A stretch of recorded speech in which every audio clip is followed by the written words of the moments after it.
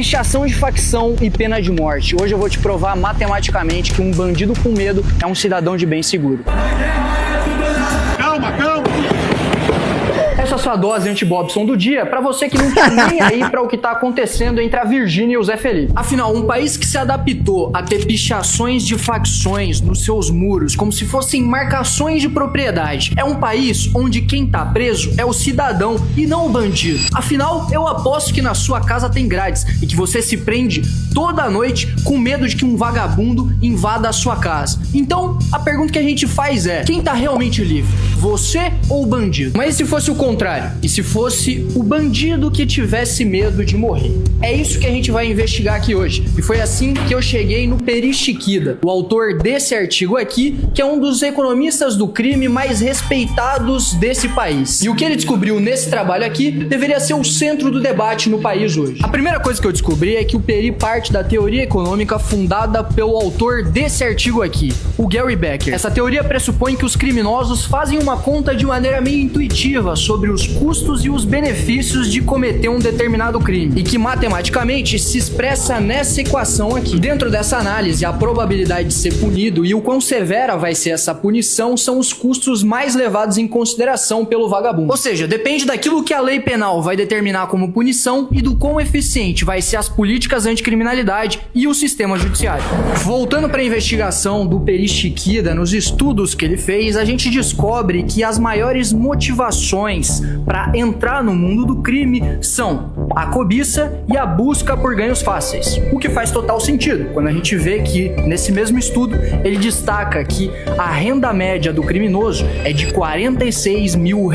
13 vezes a renda média do trabalho legal. Tinha que ser esse número, né? Entre os entrevistados do estudo, só 0,7% disseram que os custos do ato criminoso foram maiores do que os benefícios. O que é meio óbvio, né? Num país onde 70% dos homicídios não são resolvidos e quando o bandido é preso, surge algum intelectual do bueiro para falar em direitos humanos. Agora, a descoberta mais interessante desse estudo é o fato de que 82% dos criminosos disseram que não teriam cometido aquele crime se a gente tivesse prisão perpétua ou pena de morte, provando matematicamente que um bandido com medo é um cidadão seguro. Agora, a pergunta que fica é: você acha que a elite intelectual e política desse país está disposta a dar esse passo? Ou você acha que para eles é muito mais fácil negociar e se juntar com esses grupos terroristas que estão tomando territórios do nosso estado? Bom, a resposta para isso você já sabe. Então manda esse vídeo aqui para aquele seu amigo Bobson e me segue para as próximas investigações. Nossa senhora. Eu diria assim, que o Kim Kataguiri tem um sucessor. O bandido, ele tá buscando uma espécie de antifragilidade e uma não linearidade. O que ele quer, tá? Pra valer a pena fazer o crime, ele quer buscar ter o mínimo risco possível e ganhos desproporcionalmente grandes. Ele não quer uma coisa linear. Por exemplo, uma coisa linear aqui no Brasil é você ser um assalariado. Você não vai ter um grande ganho, tá? Mas o seu risco embutido também não é tão grande. Isso é linear. A não linearidade, ou seja, você conseguir ter grandes ganhos, vem de atividades que, eu volto a colocar, permitem ganhos que vão ser, vamos dizer, explosivos, né? Muito maiores do que um ganho de alguém normal. Mas para funcionar, né, você tem que mitigar os riscos. E a atividade criminosa no Brasil mitiga o risco. Chance de ser pego baixíssima. Rentabilidade alta. Leis penais frágeis. Proteção na cadeia. Advogados pagos pela facção. Então a facção garante que os seus danos na atividade criminosa sejam os menores possíveis. E eles fazem um lobby em Brasília para garantir que leis penais sejam feitas para que você tenha tudo muito fácil. Então um faccionado, né, um bandido faccionado, quando ele se junta à facção, ele mitiga demais os riscos. E ele tem ganhos desproporcionalmente altos. Então se ele é um cara, um homem, que vem de uma periferia, não estudou, família destruída e tal, ele se junta a uma facção, cometer crime vale a pena. Porque as leis são fracas, ele não é pego, e ainda tem um sistema de proteção quase um seguro garantido pela facção. É isso que diferencia, por exemplo, o PCC de outras facções. O PCC criou esse estímulo, uma espécie de colchão, que garante que o cara não se ferre completamente. É isso que precisa ser destruído. O cara, quando for fazer intuitivamente, como ele disse, essa conta, tá? Porque em geral essas contas são feitas de maneira intuitiva, ele tem que ter medo. O estímulo do medo tem que vir no sistema 1 de raciocínio dele muito claro. Não, vai dar medo. Não, calma. Entendeu? Tá claro na cabeça dele. Prendeu, matou. Ele, cara, não, esquece, eu vou ser preso ou vou ser morto.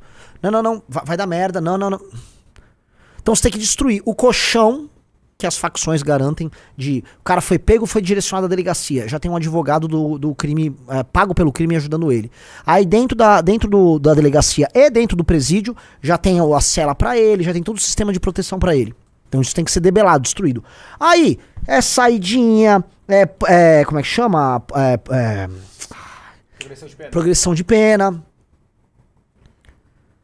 Leis simples e que vão desculpa, leis complexas que são lenientes com você, penas brandas, um inquérito policial longo, demorado pra caramba, recursos infinitos, prisão não mais em segunda instância, né? Prisão, né? Tudo isso beneficia demais o criminoso, mas beneficia muito o criminoso. O criminoso tem um aliado invisível, que é o político. Porque como as leis de processo penal e as leis penais incidem sobre o político também, ou seja, por outros criminosos também, o político, né, seja muito garantista, porque senão dá merda pra ele. Veja que os garantistas atuaram pra acabar com a Lava Jato, assim como atuam pra defender o crime. E, em grande medida, o discurso garantista serve pro político corrupto, por isso que os garantistas atuam muito bem com os políticos corruptos e também com o crime organizado. Aí eles dão as mãos, ó. Eles vão dar as mãos. Então aqui tá o garantismo faccionado, político, eles vão dar as mãos, são as mesmas leis. Precisamos chegar ao poder, galera. Isso não vai demorar, tá? Vocês sabiam que semana passada, meus amigos, nós batemos 18 mil fichas validadas do Partido Missão? Só para finalizar o assunto, Matheus Batista, ele aprovou um projeto de lei que prevê multa de até R$57 mil para pichações em Joinville. Puta que me pariu! Gostou deste vídeo? Se inscreva, curta, comenta e compartilha na missão.